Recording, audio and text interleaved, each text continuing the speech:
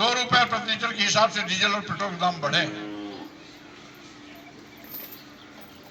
Cylinder पर भी ₹50 की बढ़ोतरी हुई है।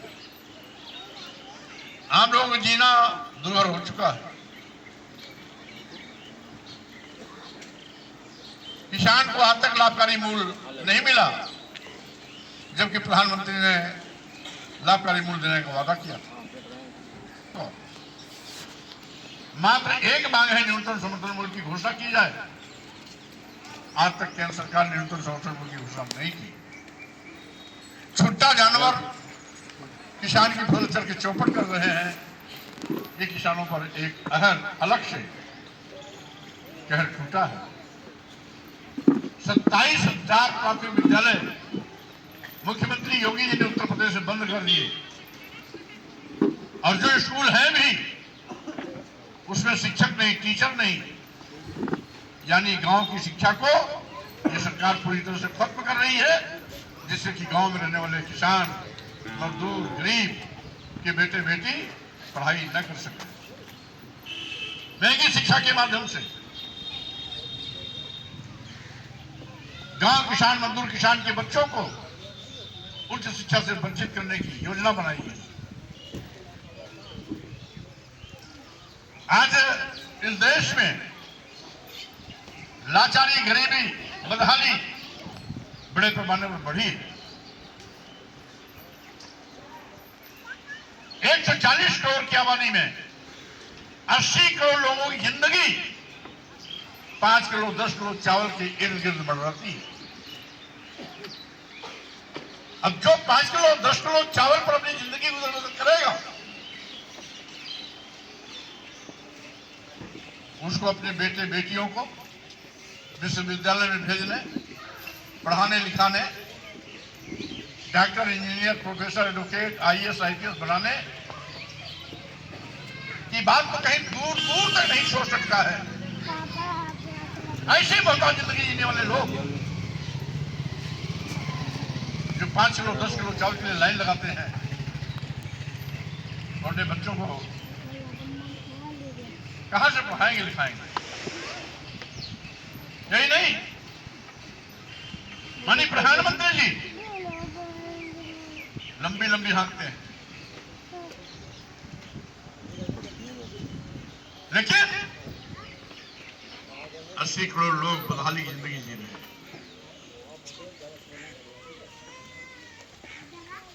दूसरी ओर देश की राष्ट्रीय संपदा, जो देश की जनता की गाढ़ी कमाई के खून पसीने के मेहनत से दिए गए टैक्स से बना है, उसको एक एक करके बेच रहे हैं। देश के सभी बंदरगाह बेच दिए, एयरपोर्ट बन दिया, एयर इंडिया बेच दिया, सभी रेलवे स्टेशन बेच दिए, कई ट्रेनें बेच दी, LIC बेच दिया। किसके हाथ?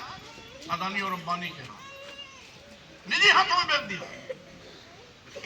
इनकी काली करतूतों का पता न लगे, इसलिए देश की जनता को हिंदू मुस्लिम कह करके आपस में लाने की कोशिश करते हैं। कभी मस्जिद में मंदिर खोलने का नौटंकी करते हैं, कभी औरंगजेब और बाबर पर चर्चा करा करके ध्यान भटकाने की कोशिश करते हैं।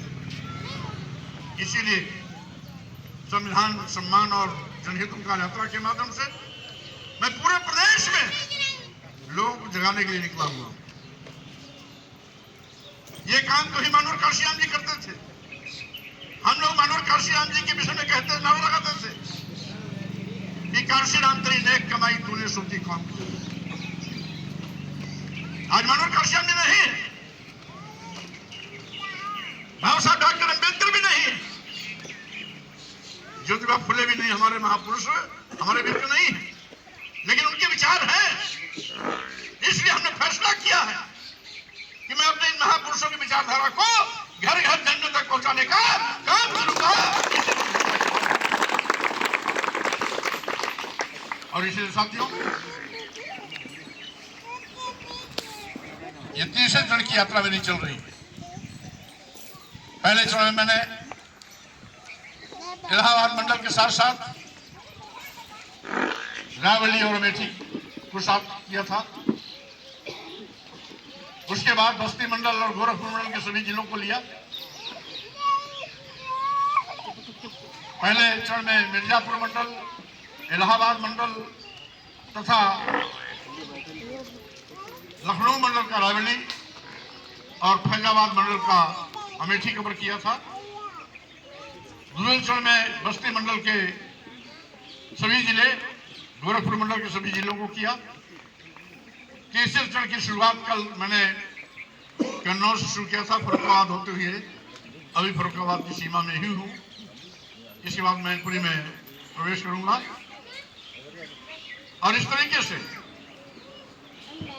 आज इटावा रुकूंगा और कल फिर औरैया कानपुर देहात होते हुए परसों कानपुर नगर के कार्यक्रम में जाऊंगा। 9 चरणों में पूरे प्रदेश की यात्रा पूरी करूंगा और उसके बाद भी चैन से नहीं बैठूंगा, क्योंकि ऐसे लोग जो SC ST OBC के आरक्षण को खत्म कर रहे हो, जो संविधान की व्यवस्था के साथ खिलवाड़ कर रहे हो,